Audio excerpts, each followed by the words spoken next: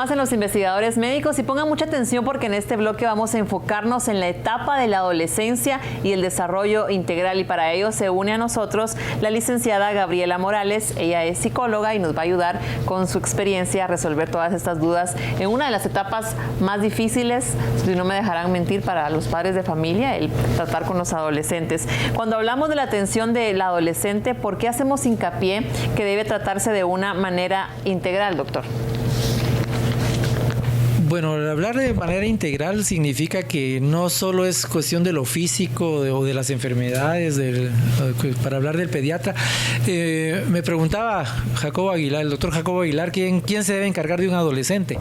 Si el internista o el pediatra.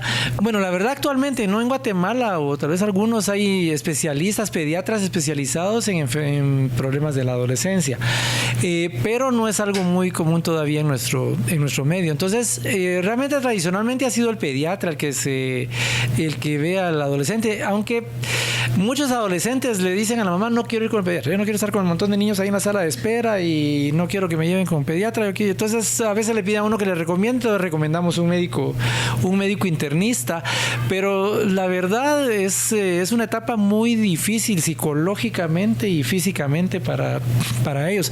Entonces yo creo que es todavía el pediatra el que está preparado para verlo, para ver a estos muchachos, por lo menos hasta los 18 años. De hecho, yo tengo pacientes que me siguen buscando a los 25, a los 26, 27 años. Tengo 30 años de estar viendo. Todos los primeros que he visto, pues ahí me siguen buscando y no quieren ir a otro lado, pues ahí los seguimos viendo. Bueno, doctor, ¿y cómo podemos definir entonces la etapa de la adolescencia en el hombre, tanto en el tema y en el punto de vista físico y también biológico? En el hombre. Sí, en el hombre. En el hombre la transición tal vez es un poco más suave que en las mujeres en lo que es el aspecto biológico, en el aspecto físico, y ya nos hablará la licenciada del aspecto psicológico. Lo primero es que el hombre se atrasa un poquito más que la mujer en lo que es los cambios puberales. Entonces podemos ver, por ejemplo, en sexto grado que las niñas de repente empiezan a desarrollar, están mucho más altas y los niños parecen todavía niños pequeños. Empieza el problema de las mismas madres: mire, es que está chiquito y mire las nenonas allá, yo las vi a la par. Y es cierto, o sea, el niño se retrasa un poco más. Entonces este crecimiento acelerado que tiene la mujer tal vez más tempranamente hace marcar mucha diferencia entre los 11 y los 12 años. En los niños generalmente lo primero que vamos viendo es el crecimiento de los testículos, el crecimiento del vello púbico, lo que es empezar a tener mal olor en su sudor, y de repente lo que es el cambio corporal más notable a veces es el brusco crecimiento que tienen de repente ellos entre los 12 y los 16 años, que a veces son niños muy pequeños y de repente vemos que pegan un crecimiento exagerado. El cambio de la voz también, ¿verdad? Que empiezan a tener los famosos gallitos y empiezan a poner una voz más ronca. Pero son, como le digo, no son cambios tan bruscos como los de las mujercitas, o tanto cambio, digamos, en lo que es iniciar la menstruación, el crecimiento de las mamas, el cambio del cuerpo, que es bastante considerable. Entonces en los hombres yo creo que lo biológico y lo físico es un poquito más llevadero. Lo que sí es muy importante es que la gente aquí le atribuye muchas, si está enfermo, por ejemplo, si está con fiebres, si se siente mal, si tiene algún problema de salud, se lo atribuye al cambio de la pubertad, ¿no? Como está cambiando de edad, yo creí que era por eso, yo creí que tenía tales problemas por eso, y la verdad que especialmente en el varón no ve uno tanto cambio físico o biológico y que le vaya a afectar como que fuera una enfermedad. Entonces, si lo notan enfermo, no lo atribuyan a los cambios de pubertad. O sea, sí hay que buscar por qué ese joven está enfermo, por qué ese joven se siente mal, ¿verdad? Bueno, ya hablando del punto de vista físico y biológico que el doctor ya nos explicó muy bien, ahora hablemos del punto de vista emocional y psicológico en los adolescentes, en los varones. ¿Cómo podemos prepararnos como padres de familia para esta etapa que se complica?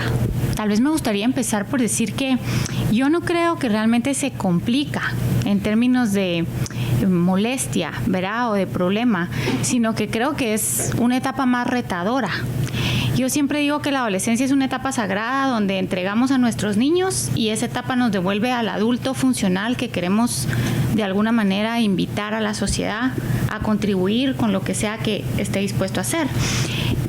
Entonces, yo lo que creo es que una de mis primeras sugerencias a los papás siempre es quitemos la palabra complicación. Adolescencia significa falta de. ¿Falta de qué? Falta de todo.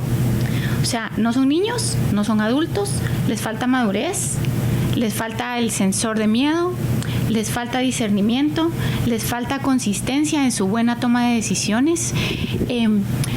Para los hombres hay definitivamente sí un tema de inseguridad cuando empieza el desarrollo, porque las mujeres desarrollan antes que ellos, entonces hay como un tema de, ¿verdad?, de sentirse inseguros, de sentir como que si puede estar pasando algo que no está muy bien con ellos. Ocurre que definitivamente los cambios generan también, digamos, como efectos psicológicos, como los niños que tienen muchos gallos en su voz, los niños que se llenan de acné, los niños que digamos, de ser niños lindísimos físicamente pasan a ser adolescentes toscos, digamos, ¿verdad? Se les ancha su nariz, se les agranda su mandíbula, en fin, como que hay cambios que verdaderamente pueden generar inseguridades que es importante de abordar y de tratar. Pienso que la mejor manera para prepararnos es acompañarlos, es contarles un poquito la información de qué pueden esperar, de qué les va a pasar. Creo que es muy importante poder hablar de sentimientos. Los hombres dentro de nuestra cultura, yo diría que no solo dentro de nuestra cultura, he trabajado con personas de otros países y me topo con que el hombre tiene como una especie de prohibición alrededor de expresar emocionalmente lo que está pasando con ellos. Y la adolescencia es una etapa donde pasan muchísimas cosas, muchísimas importantes de procesar, de integrar, de entender.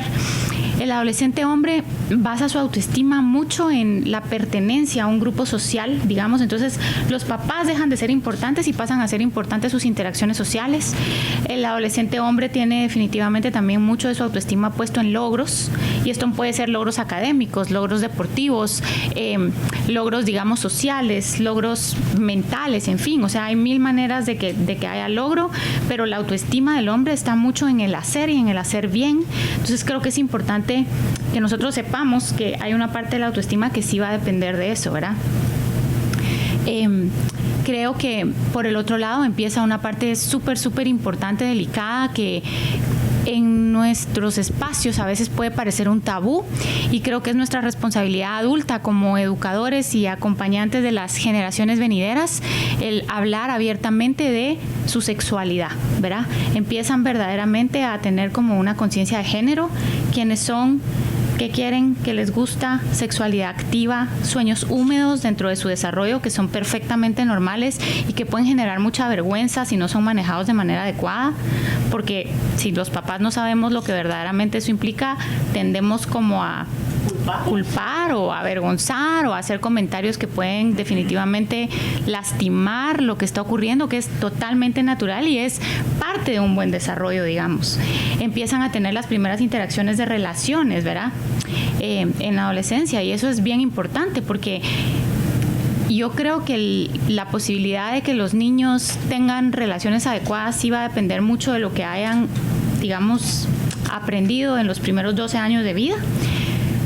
Pero creo que si los acompañamos y si tenemos un sistema de valores adecuado y si de alguna manera escuchamos las agendas que ellos tienen, que no son las mismas que nosotros pudimos haber vivido o experimentado, tenemos más posibilidad de intervenir, digamos, o de sugerir o de ayudarlos a que esas experiencias sean buenas y que por lo tanto sean adultos capaces de vincularse adecuadamente más adelante, ¿verdad? La adolescencia es una etapa de experimentación, ¿verdad? Quieren probar, no saben quiénes son, un día amanecen con una idea, otro día amanecen con otra idea, y esa confusión es parte natural y es parte importante de formar una de las características que yo valoro muchísimo en el humano, que es la autonomía. Y los papás muchas veces atacamos esa característica como rebeldía. ¿verdad? Y es nuestro trabajo verdaderamente como educarnos como adultos en términos de qué requiere la adolescencia de nosotros para que el desarrollo sea óptimo y que tengan entonces éxito en el área física, en el área emocional, en el área mental, en el área social, en el área de toma de decisiones, porque empiezan ellos a tomar decisiones por ellos mismos. Aunque nosotros no quisiéramos o creamos que no están listos, definitivamente empieza ese proceso, ¿verdad? Y por el otro lado, el área espiritual, que yo creo que es importante y que puede tener que ver como con el que no pierdan, digamos, los principios religiosos que nosotros queremos de alguna manera trasladar, o el sistema de valores que nosotros consideramos importante que ellos manejen a pesar de la adolescencia. Licenciada, sería excelente que se le empezara a todas las familias, a todos los papás, a inculcar es la importancia de que vayan con su hijo, o ya sea, no sé, como ustedes como profesionales de psicología los atienden, si por separado o pero en conjunto, para que los padres estén preparados, como usted dice, a todos estos cambios y que los vean normales, porque pueda que algunas personas no estén sabidas de qué es lo normal y qué es lo que no pueda. Y una doctora decía, la adolescencia, la palabra viene de adolecer, y es por eso que se complica por el tema de que los papás se enfrentan de alguna forma con los hijos, porque los papás no están enterados de qué es lo normal que tiene que pasar su hijo, ¿verdad? En esa etapa. Bueno, generalmente también hay que mencionar la parte de las vacunas, que creemos que es únicamente durante la edad pediátrica. Doctor, ¿qué vacunas son recomendadas en la adolescencia? Bueno, sí tenemos la falsa impresión de que se acabó la niñez, 5 o 6 años, ya no hay vacunas, ya no necesito unas vacunas. Eso no es cierto para nada, ¿verdad? Los adolescentes necesitan ciertas vacunas, por ejemplo, los refuerzos de difteria, tétanos y tosferina que les ponemos. La tosferina es una enfermedad que se da mucho en la adolescencia, porque las vacunas que ponemos hasta los 5 o 6 años ya no los protegen hasta en la adolescencia. Entonces simplemente tampoco es una enfermedad grave, pero es una enfermedad que puede durar mucho tiempo. Le decimos la tos de los 100 días. Entonces pueden pasar 3 meses fácilmente tosiendo, y una tos que no se las va a quitar con nada. Entonces necesitan esa vacuna. Necesitan una vacuna que se llama de meningococo. El meningococo es una bacteria que se da mucho en adolescentes, por eso en muchos lugares en Estados Unidos la piden a cualquiera que vaya a entrar a la universidad y que vaya a estar en un dormitorio universitario, o que va a entrar a un cuartel militar, porque va a convivir en barracas con soldados, porque se da mucho, especialmente en discotecas, en lugares donde tienen tanto contacto, se pueden contagiar de este tipo de bacteria. Entonces el meningococo, la vacuna de papiloma, que es una vacuna tal vez una de las más recientes, que es para evitar el cáncer del útero y la enfermedad que puede dar por papiloma, especialmente en las mujercitas. Es una vacuna que se recomienda ponerla desde los 9 años hasta los 26 años. Lo ideal es ponerla antes de los 15 años, primero porque solo van a necesitar 2 dosis, que es menos sufrimiento para ellos, que no les gustan las inyecciones. Económicamente también es un poco más barato. Después de los 15 años, pues son 3 dosis las que se les deben aplicar de esta vacuna. Entonces sí debemos estar pendientes de las vacunas, y si no pusimos algunas en la niñez, como la de varicela, por ejemplo, que la varicela, si no le dio de niños, no lo vacunaron, pues entre más grande sea el paciente, más dura va a ser la enfermedad. Entonces pueden tener más complicaciones después de los 15 años por una varicela. Entonces debemos revisar todas sus vacunas y poner las vacunas que sí necesita el adolescente, ¿verdad? Muy bien. Bueno, ahora vamos a la parte emocional y a la parte psicológica, que tenemos justamente la licenciada acá. Usted nos decía algo muy importante, que en la etapa de la adolescencia se da esto del descubrimiento de la sexualidad, pero también las presiones de amigos, la presión social, el querer encajar en algún grupo de amistades de los adolescentes. ¿Cómo se puede manejar esta situación como padres de familia, el hablar con ellos de este tema? Creo que es inevitable que los hijos adolescentes quieran pertenecer a grupos, porque, tal como lo dije anteriormente, la autoestima del adolescente depende de esa pertenencia, depende de que un grupo le dé la bienvenida, depende de que de alguna manera encuentre personas con las que tiene coincidencias en intereses y en deseos, digamos. La autoestima está basada en ser incluidos, en sentirse conectados con la gente de su misma edad. Entonces es inevitable que de alguna manera eso es lo que va a buscar el adolescente como parte natural de su desarrollo y de su, digamos, volverse en el adulto que en un momento dado va a florecer. Yo creo que el antídoto más eficiente para evitar, digamos, conductas de riesgo o influencias que los padres pudiéramos considerar no adecuadas porque pudieran de alguna manera atentar contra la integridad de nuestros adolescentes, se llama autoestima. Y el autoestima es un conjunto de un montón de cosas. La número 1 es los límites claros dentro de la casa. Los adolescentes tienen que saber con claridad cuál es el radio en el que se pueden mover. Y eso es tarea de los papás, ¿verdad? Los papás no nos corresponde decir, bueno, es que todo el mundo lo hace, sino que nos corresponde decir, de acuerdo a los valores de esta casa, el radio donde tú te puedes mover es este, y esto es lo que está bien y esto es lo que está mal. El otro día tenía una discusión y una mamá me dice, tú me dijiste a mí que de todas maneras lo iban a hacer, pero ellos tienen que tener claro que la figura adulta está diciendo que no porque no está correcto. Entonces lo que les quiero decir con esto es, probablemente el adolescente va a brincarse la regla, ¿sí? Porque es parte de la etapa. Pero ellos tienen que tener claro que la postura adulta es la correcta y la que es saludable y la que los protege, ¿verdad? Entonces no es simplemente ceder a lo que quieren, sino a lo que necesitan. Entonces el primer componente de una autoestima sana son los límites que uno pueda establecer congruentemente, ¿verdad? Yo siempre digo, las palabras enseñan, pero los ejemplos arrastran. Los hijos no solo van a responder a lo que nosotros pedimos que hagan, sino a lo que ven dentro de casa.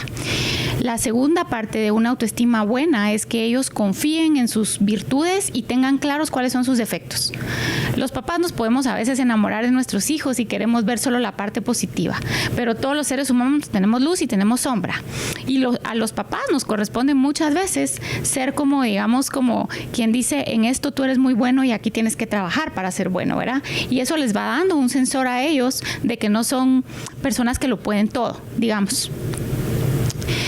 Y el tercer componente en autoestima es que de alguna manera ellos puedan explorar, experimentar y regresar y hablar de lo que ocurrió sin juicio, sino más bien con una mente abierta en términos de acompañarlos en lo que sea que está haciendo su experiencia. Entonces yo creería que si nosotros queremos cuidar a nuestros hijos, el sistema de autoestima que se forma dentro de casa es la mejor manera de evitar riesgos externos. Me encanta este punto que usted tocó de la autoestima porque no estamos garantizados de que a nuestros hijos adolescentes los vayan a aceptar en el grupo donde ellos posiblemente quieran estar, y con el tema del bullying y con el tema de la presión social no sabemos si van a encajar o los van a aceptar como amigos. Entonces la autoestima es la clave para evitar que ellos se sientan mal o que sientan que son que valen menos que los demás, ¿verdad? Gracias a ambos por las respuestas. Vamos a continuar con más en el programa Los Investigadores Médicos. Si tú te sientes cansado, fatigado o sin ganas de hacer ejercicio, te recomendamos Aptival. Justamente te ayudará a estos casos de fatiga crónica, fatiga mental, desnutrición, entre otras. Aptival estimula la respuesta inmunológica del cuerpo, incrementa el rendimiento muscular, mejora el sistema respiratorio, cardiovascular y también nervioso. Ya lo sabe, Aptival, su mejor aliado para dar energía a su cuerpo. Bueno, y con este consejo seguimos con más información después de esta pausa.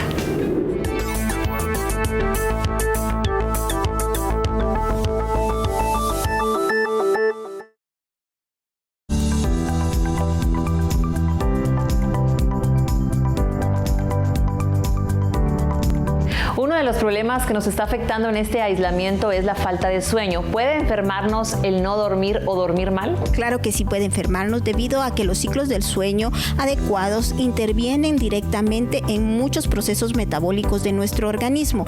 Intervienen incluso en el hecho de falta de memoria o disminución en la concentración.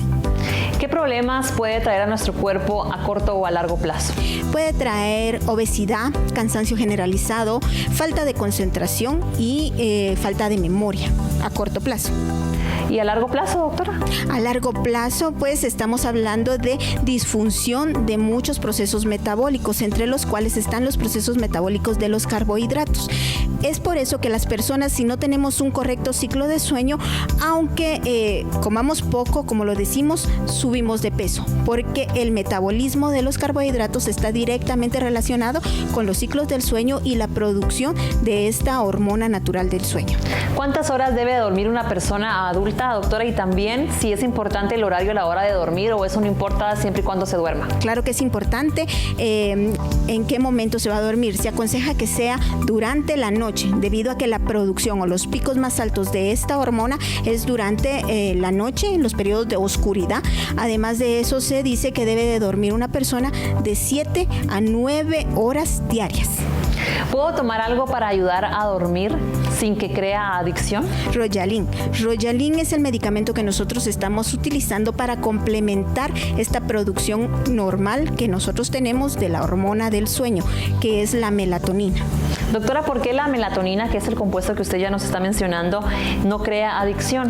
Porque es un componente natural. Nosotros mismos los producimos. Nuestro cerebro produce la melatonina, pero en algunos casos hay deficiencia de esta producción e incluso hay una mala producción o no es eficiente la melatonina que se está produciendo. Entonces vamos a otorgarle a nuestro organismo los suplementos que éste necesita para manejar o para trabajar correctamente. ¿Cómo debo tomar Royalin? Royalin se toma antes de acostarse, una tableta antes de acostarse, y tiene que ser lo último que hagamos, debido a que tiene que estar apagadas las luces, lejos, los radios, no puede tener cerca el teléfono y mucho menos el televisor encendido, porque al entrar en contacto con la luz, la melatonina se destruye.